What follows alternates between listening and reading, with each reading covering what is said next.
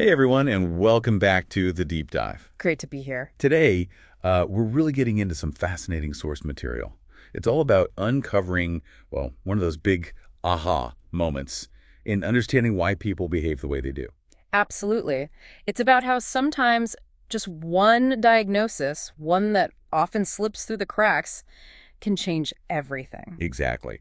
Our mission today is to show you how finding that single, often overlooked issue can just reshape a whole life, and how we even think about providing support.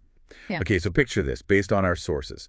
Someone is dealing with 14 different diagnoses. 14. It's a lot. Right. We're talking ADHD, that's attention deficit hyperactivity disorder, Mm-hmm. ODD, oppositional defiant disorder, sensory processing disorder, SPD, autism spectrum disorder, ASD. Then more like anxiety, depression, the list goes on in the source. It's almost hard to wrap your head around, isn't it? That huge number of labels, each one pointing to a separate struggle. So here's the big question our sources are digging into. What if? What if the real root cause, the thing underneath all those separate issues, was actually something totally different? Something nobody had really considered. Exactly. And the material points to this key moment, this discovery, where boom, suddenly the real cause comes out and everything just clicks. Makes sense. Yeah, and this isn't some rare outlier situation. It happens more often than people think. Really? Oh, definitely. Especially when you have a core condition that's, well, a master mimic. It looks like so many other things. A master mimic. I like that term. It fits. Yeah. And it makes getting the right diagnosis incredibly tricky. So our deep dive today, it's going to focus right on that, using fetal alcohol spectrum disorder, or FASD, as the example from our sources, that overlooked real root. FASD. Okay. So let's unpack this. Our plan is to explore why FASD gets missed so often. And what kinds of symptoms it can actually look like, things that might make you think it's something else entirely. Right. And crucially, why screening for it is just essential.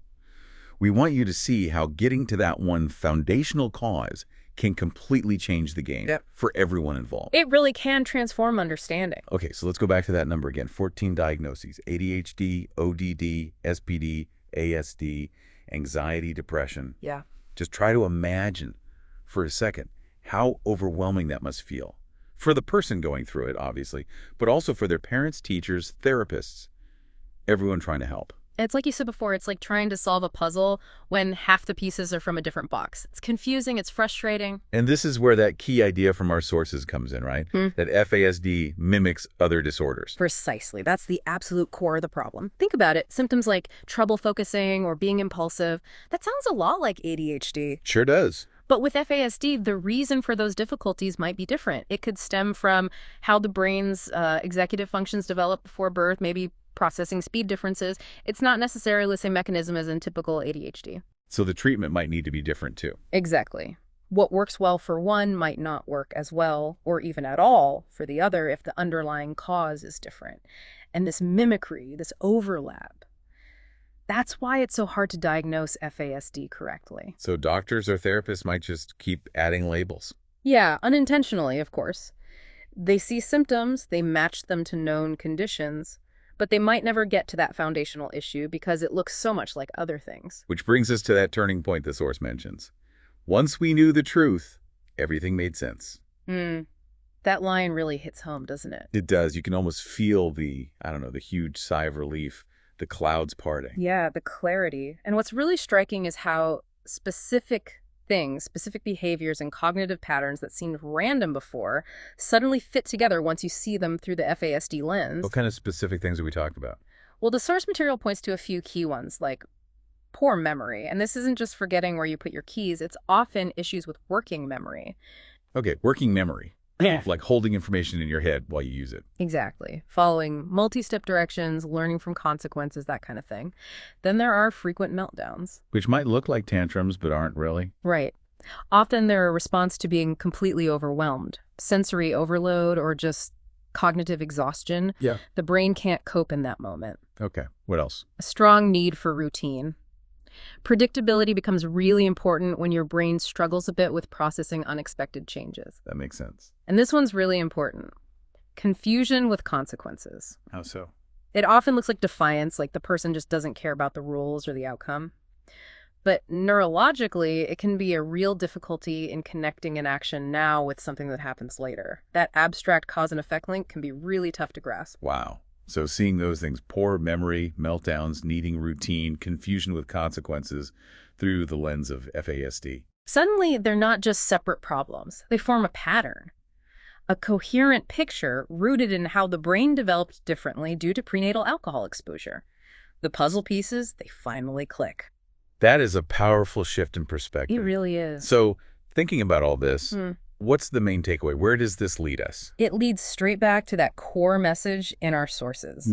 You absolutely have to identify prenatal alcohol exposure if it occurred. The source is pretty blunt about it. That's why screening for prenatal alcohol exposure is essential. No ambiguity there. None at all. And think about the bigger implications. If we don't do that screening, what happens? Well, based on what we've discussed, people just keep collecting those diagnoses. Exactly. They keep navigating life with maybe 5, 10, 14 different labels, none of which get to the actual root cause. And they miss out on the support that could really help. Precisely.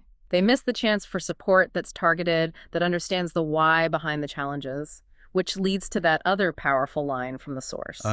You can't treat what you don't recognize. That's the one. It sums it up perfectly.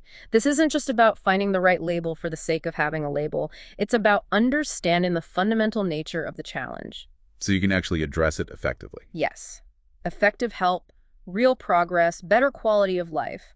It all hinges on knowing what you're actually dealing with. That's the crucial point for you, listening right now. Understanding the root cause unlocks everything else. It really makes you stop and think, doesn't it?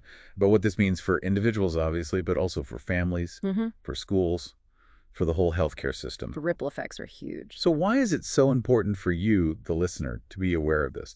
I think because understanding this principle, that a hidden root cause can explain so much complexity, it changes how you might look for answers in all sorts of situations. Well said. Wow.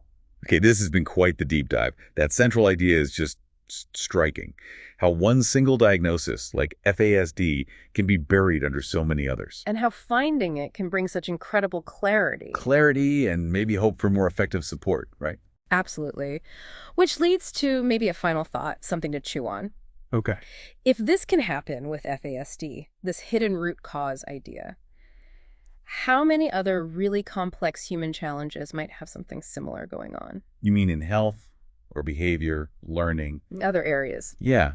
Could there be other relatively simple, maybe overlooked root causes hiding beneath layers of complexity? Things that we just haven't recognized yet. What might we be missing because we're not digging deep enough for that underlying real root? Exactly.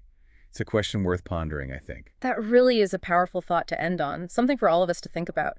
We definitely encourage you to keep exploring how looking for that foundational knowledge, that root cause, can unlock understanding in ways you might not expect.